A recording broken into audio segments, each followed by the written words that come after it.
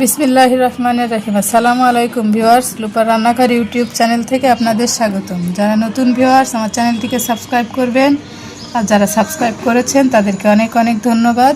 বন্ধুরা, আমি আজকে কাবলি ছোলা ভুনা করব, তাহলে চলুন রেসিপিটা দেখে নিই।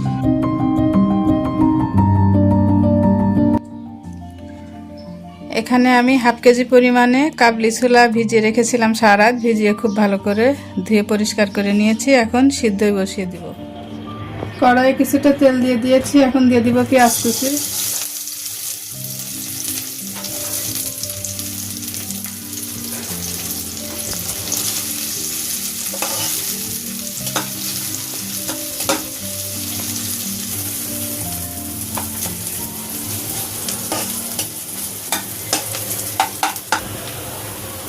দিয়ে দিব একটা তেজপাতা, একটু দারুচিনি,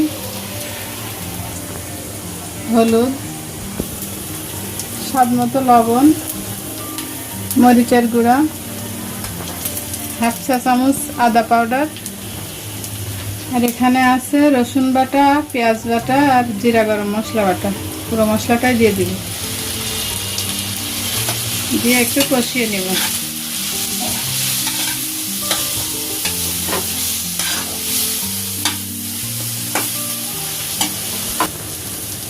পানি দিয়ে মশলাটা ভালোভাবে কষিয়ে নেব।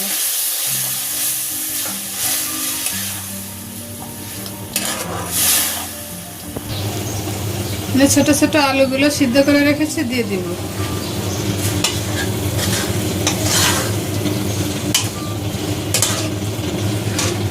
এখন সেই সেদ্ধ করা ছোলাগুলো দিয়ে দিব।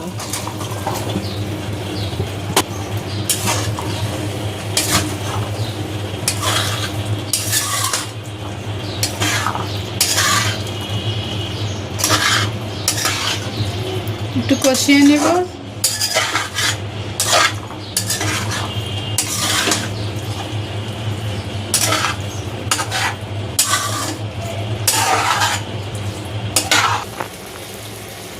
যে ছোলাটা আমি পানি দিইনি, ছোলার মধ্যে যে সেদ্ধ পানি ছিল ওটাতে ছোলাটা সিদ্ধ হয়ে গেল।